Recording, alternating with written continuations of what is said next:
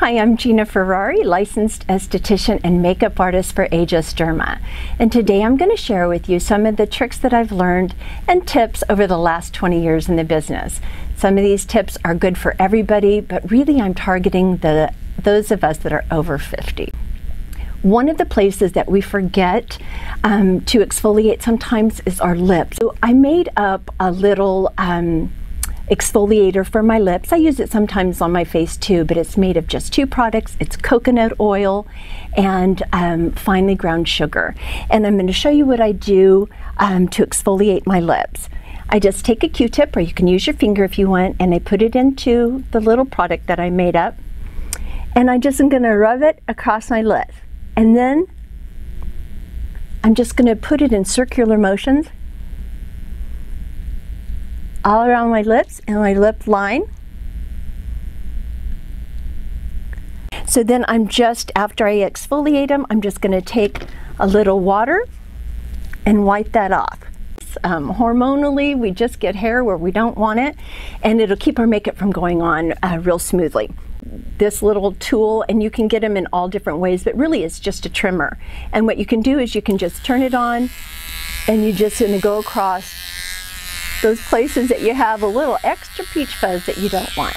Now I'm going to tell you how to put your foundation on so that it'll stay all day and look really good. So what we do is, after we moisturize, we want to use a primer on our skin. I like to use an illuminating primer just because I want a soft glow, nothing glittery, but a soft glow to come through my makeup. And so I've got an illuminating primer that I'm going to put over my skin. And then what I'm going to do is set my moisturizer and my illuminator. And typically we put powder on afterwards. We're going to put it on before. My favorite is the Aegis Derma HD Loose Setting Powder.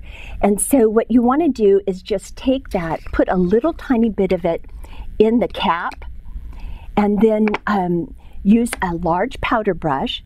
You want to tap it into the setting powder, and then you just want to set your foundation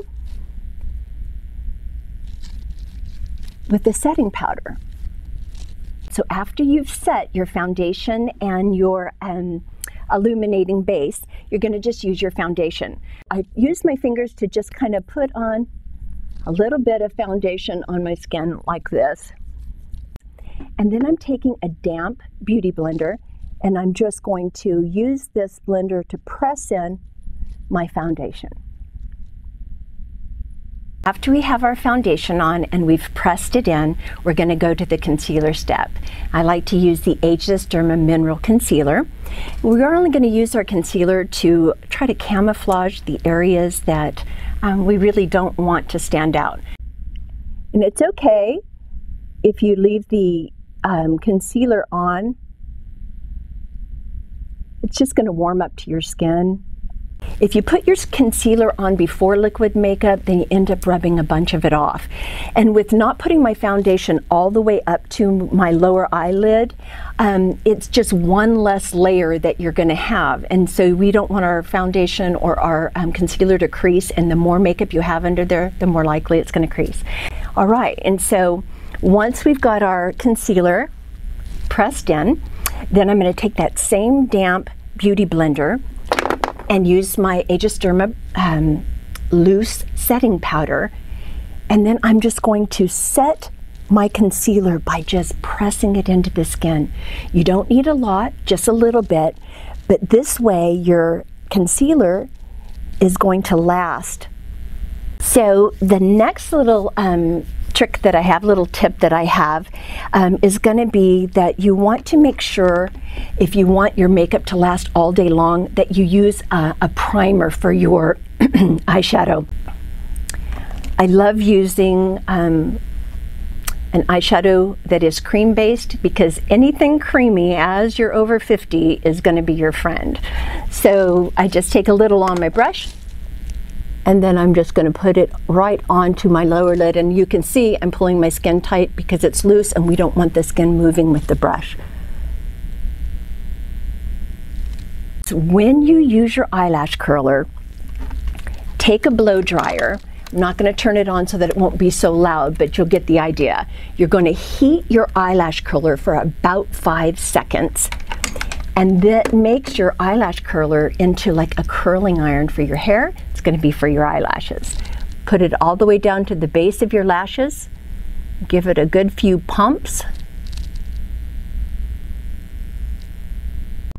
So I'm going to use my little Ageless Derma spoolie, and I'm going to just brush my eyelashes after I've curled them so that it separates them all.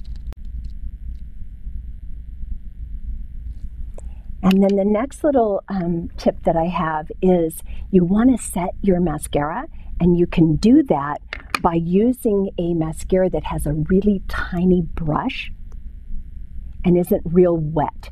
So you're going to use it at the base.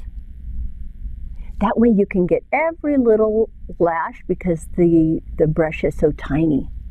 My favorite blush by far is the Ageless Derma Cream Blush in a color that's called Swept Away. And it is the perfect blush.